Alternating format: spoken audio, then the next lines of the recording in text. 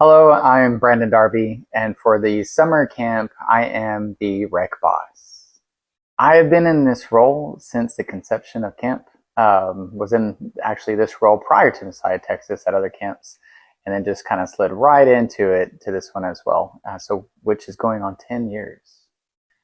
We start going probably April, so like end of March, April is when we start for the rec team because I'm the rec boss, so I do have a team of right now we're at 12 that end up coming to the camp to be able to help and serve.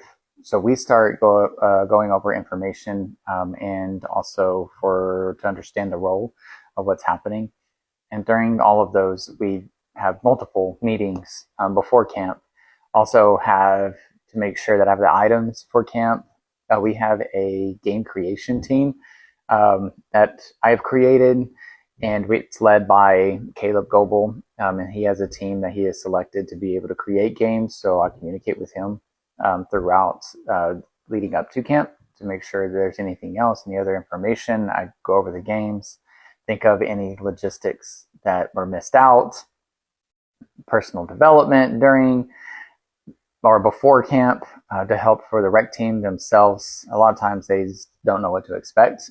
Also, just the fears that come in, just to try to eliminate those. They get a sense of who I am as a leader in this position and role. Also, to really just pound in the purpose. So, what is the purpose of their purpose at camp, and then what outcomes we're looking for. So we start way in advance, and a lot more that goes into it. We also have like a weekend, so I plan for the weekend, training weekend for the rec team, what we're doing, etc. And team building is really huge and essential. Understanding the games, we have multiple games. They change every year. There's some that stay the same, but there's some that change and that are different.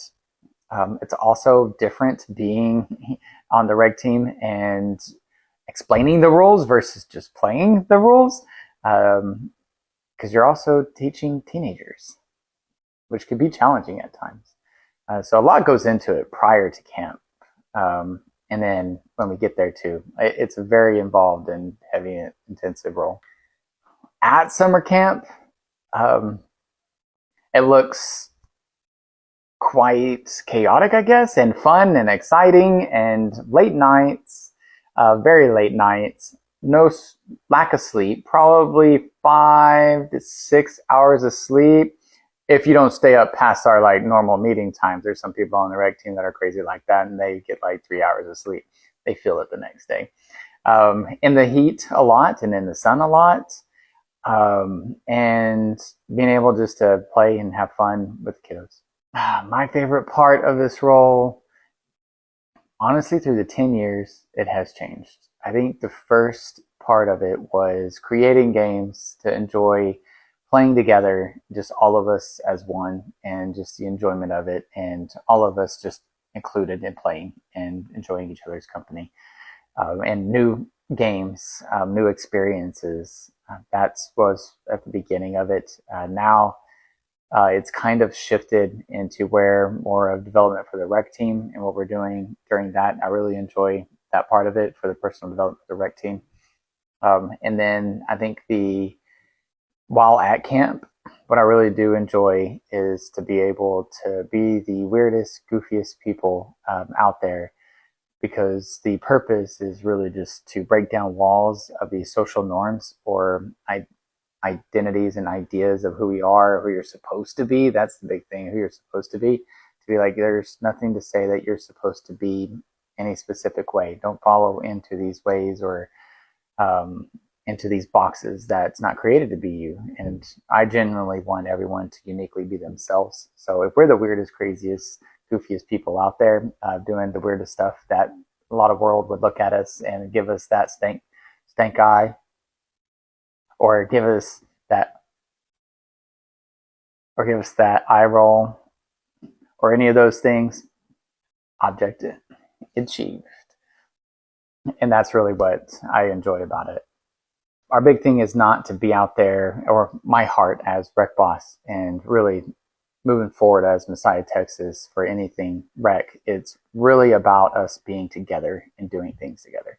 And that's the true heart of it. So there was someone that was sitting down um, under a tree, and we were active rec game and however else, just not participating. So I'll go over there and I just explained that. I was like, hey, like I would really enjoy if you would participate with us. And she said, oh, I'm not really just active or want to be in the mix of it. I just don't like that. And I was like, oh, I get that. And I was like, honestly, I just want you to be a part of what we're doing, and just welcoming you to be a part of that. And that moment has been a huge testimony that I've heard multiple times from her, coming and saying like, you were the one that um, changed it and like made camp. So it was just that idea for it. So serving as a rec boss, there's a few things to work on. I would say one thing is a mindset, and it is a heart. For you probably heard some other things from this, but if not, main thing is the purpose of it. So the purpose is to be the weirdest, goofiest person out there for the purpose of breaking down social norms or what they're supposed to be or however else. Because a lot of these youth are coming, and people, not just youth, but people create their identities and their worth and who they are in these external things that really do not fill an internal thing. And it leaves them wanting. And you probably have felt that before, where you're trying to seek a job or trying to seek winning on the rec field, and that winning becomes its significance. And if you don't win, then you don't feel significant. And it's not about that. And it's just really being able to say, like, so that mindset and heart of saying that it's not about that. It's about inclusion and bringing people close together, and those that wouldn't really necessarily enjoy these events, to say that we want you to be a part of what we're doing, like not to be in the mix or however else. And it's coming up with ideas of how they can help while not being in the middle of stuff. We have some games that we suggest that those that don't want to be in the middle, they actually stand in the out of bounds. Balls start flying out of bounds and kind of crazy stuff, and they actually go and help and pass it back into their teammates, or they go ahead and give it to the ref. Like, so then that gives them a part of what we're really doing. So I think that's what it is. Another thing for a skill would be is managing people. So learning to manage people, because you have 13 other people, not just all the youth, but it's like as a rec boss, you have a team of 12 people that's there.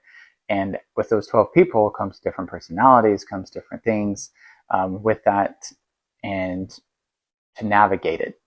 All those different personalities, all those different ideas or things that are happening within that role. I think another thing is to realize that is power.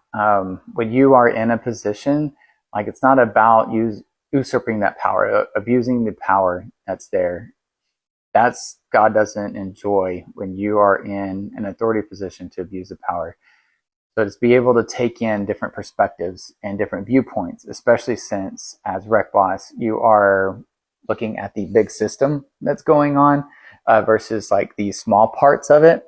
So you get these small parts. You need that small part information of what's happening to be able to look at a grander picture of what's happening, and then making a decision. And it's not personal. Like, don't take it where it's very personal decision or personalizing, or you're like, oh, I'm horrible or however else.